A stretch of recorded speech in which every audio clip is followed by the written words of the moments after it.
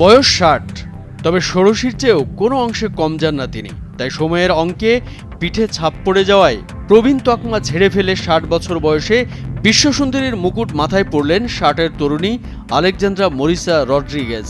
ইতিহাস তো বটেই, একই সঙ্গে চমকে দিলেন গোটা বিশ্বকে।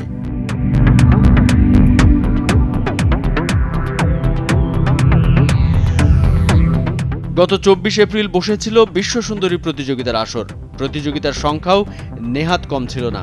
১৮ থেকে ৭৩ বছর বয়সের ৩৫ জন মহিলা যোগ দিয়েছিলেন এই সুন্দরী প্রতিযোগিতায়। সেখানেই হাঁটুর বয়সীদের পিছনে ফেলে বিশ্বসেরা সুন্দরীর খেতাব জিতে নিলেন আলেকজান্দ্রা। এত বয়সে কিভাবে এই প্রতিযোগিতা জিতলেন ৬০-এর ষোড়শী?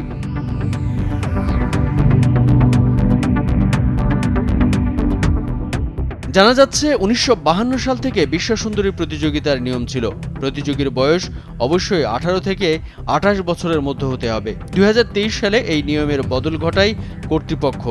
জানানো হয় যে কোনো বয়সের মহিলা এই প্রতিযোগিতায় অংশ নিতে পারবেন। নিয়ম বদলাতেই তার সুযোগ নেন আত্মবিশ্বাসী আলেকজান্দ্রা। বাকিটা ইতিহাস।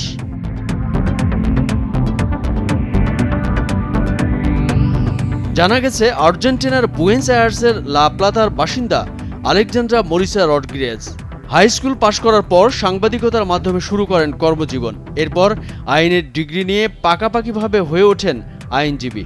আলেকজান্দ্রা অবশ্য বিশ্বাস করেন এই সুন্দরের প্রতিযোগিতার বয়সের হিসেবে অনেকের চেয়ে যথেষ্ট প্রবীণ তিনি। তবে বাস্তবে তার শরীরে ছাপ ফেলতে পারেনি বয়স।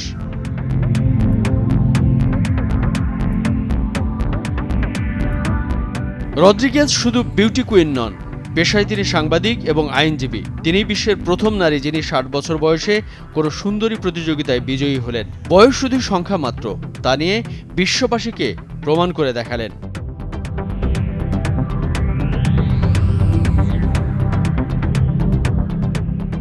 মুকুট জিতে তিনি বলেন, সৌন্দর্য প্রতিযোগিতায় এই নতুন দৃষ্টান্ত স্থাপন করতে পেরে আমি রোমাঞ্চিত।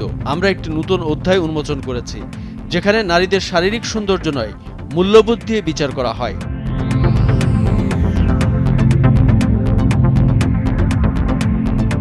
এই বয়সে মাথা ঘুরিয়ে দেওয়ার মতো সৌন্দর্যের রহস্যও একদিন ফাঁস করেছেন আলেকজান্দ্রা। তার দাবি, জীবনযাত্রার নিয়মানুবর্তিতা ও সঠিক খাদ্যাভ্যাসই এই রহস্যের মূল চাবিকাঠি। তিনি বলেন, মূল বিষয়টি হলো স্বাস্থ্যকর জীবনযাপন, ভালো খাওয়া, শারীরিক অনুশীলন, এগুলি একমাত্র পথ সুন্দর হওয়ার।